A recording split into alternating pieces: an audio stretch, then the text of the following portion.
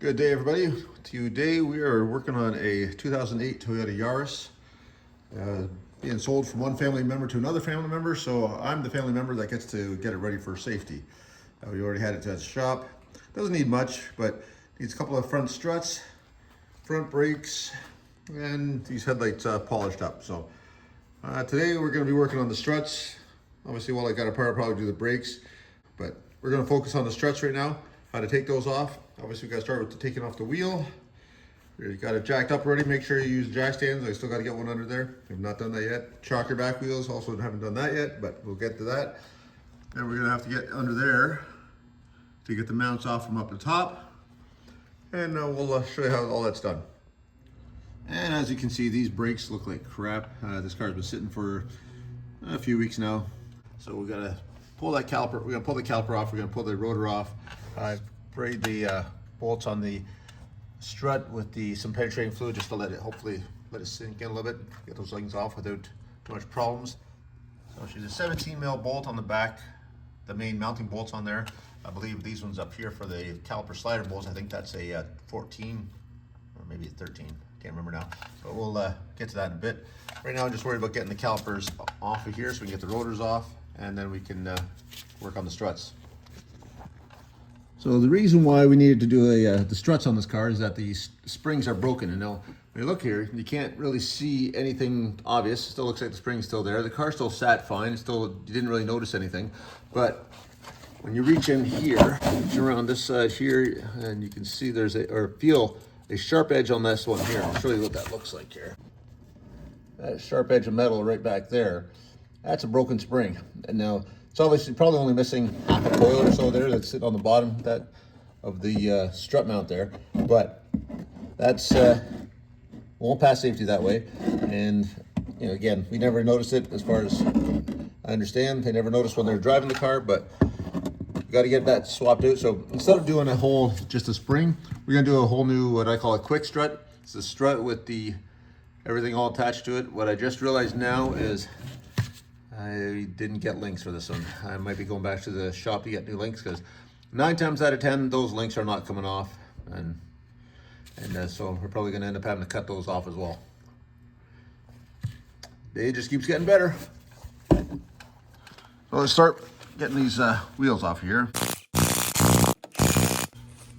And when things are seized up, an extension on your socket is not the right way to do it.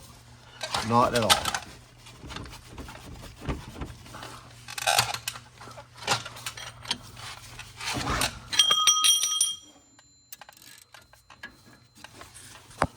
Now we're going to start that over because I'm an idiot and I'm tightening it instead of loosening it. Now, can I do this with left hand and only one hand? Nope, I cannot. And once we got the bolts loosened, I'm gonna be lazy.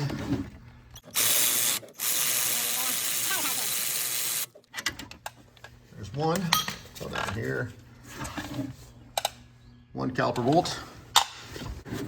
Find the other one without being able to see it. There we go.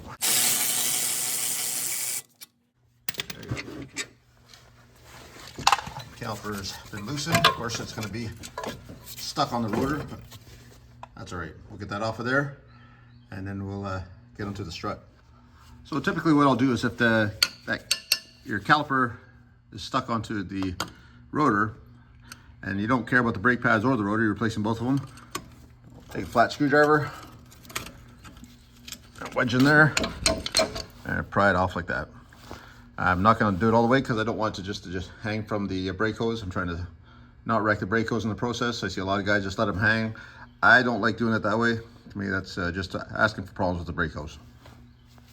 And the caliper's off. I just got it wedged in back there for now. I will find a better place to put it yet. Usually I'll tie strap it to the spring of the strut or something, but because in this case I'm taking the strut off, I can't do that. So I'll find a place to put it that's safe, but for now it's just kind of wedged in there. I am going to have to undo the brake hose bolt, which is back here. You can't see it, there's not enough light. Right here. So there's a bracket that holds the brake hose and the ABS sensor wire back there. I'm gonna have to take that off in a minute. So once I do all that, then I'll have more flexibility with the brake hose because it kind of wraps all the way around from one side to the other.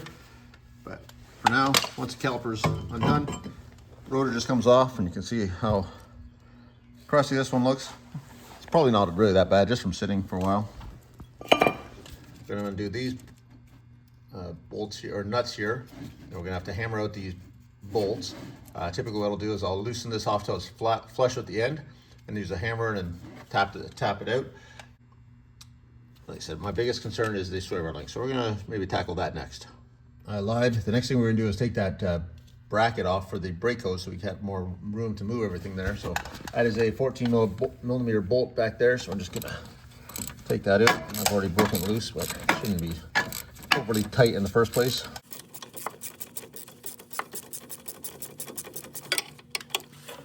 And that's all it is right there. Now this should all, so okay, so your brake hose is loose. Oh, obviously and there we go, and then the ABS sensor comes loose as well. What is holding that on? There's still something else holding it on back there. Piece of metal that's pretty much broken anyways. Yeah, or just fits in the tab there. Oh, that's what it is. It just fits in the tab. All right, so now we learned something new. So that just fits in the tab there. I thought it was a piece of metal broken, but okay, so we got brake hose loose. We got that, so now we can get that caliper out of the way, and we can work on the sway bar links. So with the brake hose undone from the strut, we actually have enough room that we can actually just let it sit on the floor, and it's not pulling on that line at all. It's just she's nice and slack there, so that's perfect. Now I don't have to worry about falling. It's already on the ground. Let's get a socket. We'll see if we can get these sway bar bolts off of there. All right, comment below if you think these are going to come loose, because you already know what I think. But here, before I tackle that one, so again, I think the top one's going to be the hardest one. But you guys let me know what you think. Think we're going to make it or not?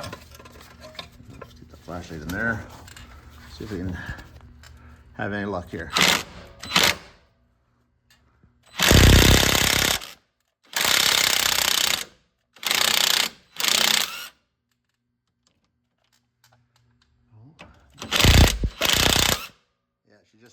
She's just spinning the actual socket. She's not spinning the nut.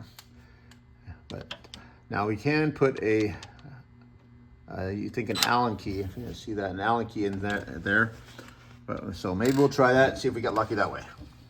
So this is definitely not the best way to do it, but this is the only way I can do it, because it looks like a T45 Torx bit that fits in there. And of course I cannot find my T45 socket to go in there. So putting that up there, and we're turning this with the 17 mil wrench. And so far it looks like it's working, except we're twisting the crap out of this thing. So she's getting right close to the end, and of course it's all rusty, crusty at the end of that screw there. So hopefully we can get this off without breaking it. Wish me luck. Believe it or not, this is working. Now, what I would not suggest this though, because just to save a few bucks, because I would just say, if you're already at the auto parts store, just pick up some new sway bar links, because this isn't worth the headache. But I just don't want to go back out and get new links if I can help it.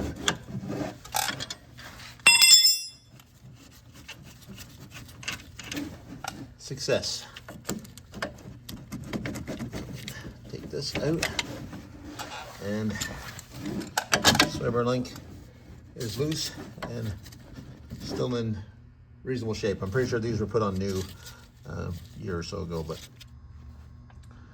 as usual guys, I'm an idiot and I didn't need to take off that sway bar link at the bottom. So yeah, not thinking very straight there. I was more worried about getting this stupid thing off and forgot, I guess I didn't even need to take the whole thing off all the way there. So it is what it is now. At least it's off. It's still good. Didn't cut it or anything, so we can reuse it. But I know for the next side. Next thing we're going to do is try to break the nuts loose on the actual bottom of the strut. This is a 19 mil or a 3/4 inch socket will work. I cannot find my 19 mil impact socket, but I've got a 19 mil chrome style socket, and hopefully we can break it loose with that. And we're going to use the big old Johnson bar or breaker bar or whatever you call it, wherever you're from. Let me know what you call it, because in Canada we typically call it a Johnson bar, but not sure where that came from, so don't ask. So we'll just see if we can one hand with this. She's about a 2-foot bar. We'll see if we can break it loose with that without killing myself in the process. There we go. One. And see if we can do the other side with it as well. Got that dust shield a little bit in the way, but should be able to just still get enough leverage. There we go. We'll probably give it another couple turns, and then we'll take the impact socket to it. There we go. That's loose. And like I said before, though, we're gonna just get them backed off enough that to the edge of the. Oh, now the other side's turning, so we're gonna have to put a wrench on that side. But we'll do that. We'll get them backed off, and then we'll hammer these out. All right. Not sure if I can do this one-handed. Hopefully, this wrench stays kind of in place and doesn't whack me in the head here. So, wish me luck. Nope, of course not. Trying to make it so I can show you guys at the same time, and but I need a tripod. I have one. I just got to set it up here. Right there. And it helps if I put it on loose end because I keep trying to tighten everything.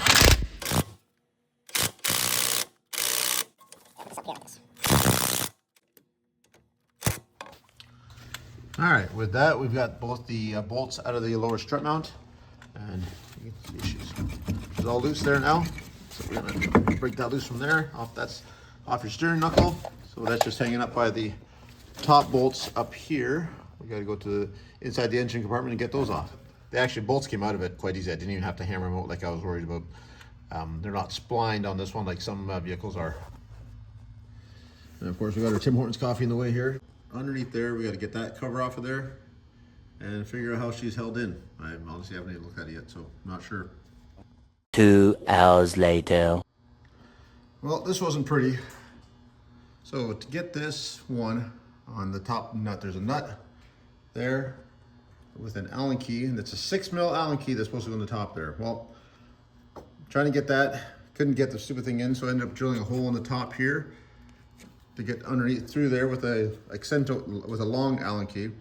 The 6mm stripped inside there, so I got a 1/4mm, hammered it in there, and then I have to also go out and buy some offset 17mm socket here. But I think we finally got her loose, and it's still not quite the right way to do it, but they probably have special tools at Toyota for this. But I think we finally got her. Yep, we got her turning finally. That was a pain in the butt, but if this is a job you want to take on, just make sure you watch this video at least until this point, because this just took it from a level 3 to a level 4 job here, in my opinion. So we'll keep working on this thing slowly, and then we should be able to get this side out. There we go, we got her out. Now I just want to stress to everybody, this is the nut that holds the spring on here. That other nut, which is now over here, just holds the strut into the body. There's a big washer. Grab that washer there so you can see what I'm talking about. There's a washer, big washer like that. And that bolt, or that nut I should say, that go on top of this, right there, like that. That's what holds it in. There's that piece there. Now there, below that is another nut. Right there, that holds the spring on. Do not remove that nut without having a proper spring compressor on there or using the proper tools. You will, at very least, scare the crap out of yourself. You could literally kill yourself. So please do not ever do that. Just something I want to point out before I put this together. Always check your parts before you put it on, and hopefully even check it before you take it off the car. Okay, first thing this says it's the left side. Now, based on the box, part number ends with an L. L for left. You got your sway bar link on the same side. There's a bracket. Turn it this way. There's a bracket for the brake hose that we were talking about earlier. Those things have to be on the proper side, we'll say, to make sure that it's going to work. Other than that, the strut is completely the same. It will bolt into the car, but of course, then you can't hook up your sway bar link. You can't hook up your hose, and that kind of stuff. So always check before you try to put it on the car, because you could literally get this all the way on the car and then realize after you've done all the work hey, it doesn't fit, or the sway bar links don't fit. So just check your parts before you put them on. All right, we got the new one started in there. Haven't hooked up to the knuckle yet, but we'll get to that. First, we're gonna hook this up here. So you just got the nut started on there, and you'll notice I'm using the old nut, even though the new one is right here. But the new one is a 19 mil. The old one is a 17 mil. And I had a heck of hard enough time getting that 17 mil off, trying to make the 19 mil nut and wrench fit in there. And no, I'm not gonna do that. I'm sticking with the 17 and I'll just deal with that. Then I can clean up this mess I left behind with all the shavings there. All right, so I got the nut started at the top. It's not fully tightened up yet, but I got the, see here, let's see if I can shine some more light on there. Got the knuckle kind of lined up on the strut. And before I get everything tightened up, because just so things don't move around too much, we're gonna put these bolts back in loosely, but we're gonna put some anti-seize on them first. I'm getting low on anti-seize.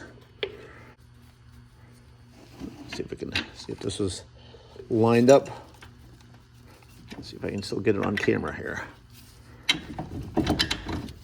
There we go, there's one. Get some anti-seize on this one. I apologize for the lighting. It's hard to do all this stuff by yourself, and I don't have all the good stuff yet. Come on, get it there. There we go. So definitely not perfectly aligned, but at least we got them in there. And I'll throw the nuts on each end here. This one, just so I don't lose them. Because I'm not tightening it up yet, just keeping everything together so I can tighten the nut up on the top here. All right, so we got the top nut all tightened up. Now we're gonna tighten up the strut bolt nuts there. Now, but when we do this, we're gonna push this all the way in as much as we can. Then we're gonna have to, try to do it all at once. And it's gonna be a little bit of a pain. I'm trying to video this at the same time. We got the sway bar link hooked back up again. Everything is good there. Bolts are tightened at the bottom here. What I was trying to do before, it was push this all the way back as much as possible. Try to align it kind of where it was already before.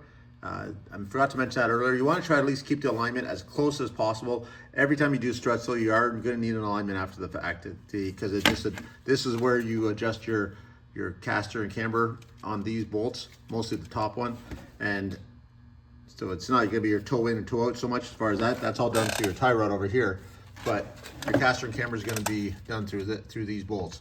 So make sure you try to at least line it up so it's the same or as close to what it was, but because it's a new strut, things are going to be a little bit different, so you want to make sure that you get an alignment after you do your struts. We're almost done here. We got link on. We've got to take this bracket, and it kind of feeds in here, like I said before. It kind of, I don't know if you can see this very well. I'll try to put some more light on that because it's black. And I'll drop my flashlight. It's going to go in there like that, and the top one's going to lock in like that, push down. So now it's in there, all fed in there. Now we just got to get the caliper and put that bolt back in through here, and your struts are done. Hopefully that was helpful. It was a pain in the butt for me because that top mount was a huge pain, and so not necessarily the way I would wanted to do it, but so hopefully you find this helpful. If you like it, let me know. If you don't, let me know as well, like I always tell you. And thanks again for watching, and if you haven't already, please subscribe, and thanks very much. Have a good night. We'll talk to you guys later. See ya. Bye-bye.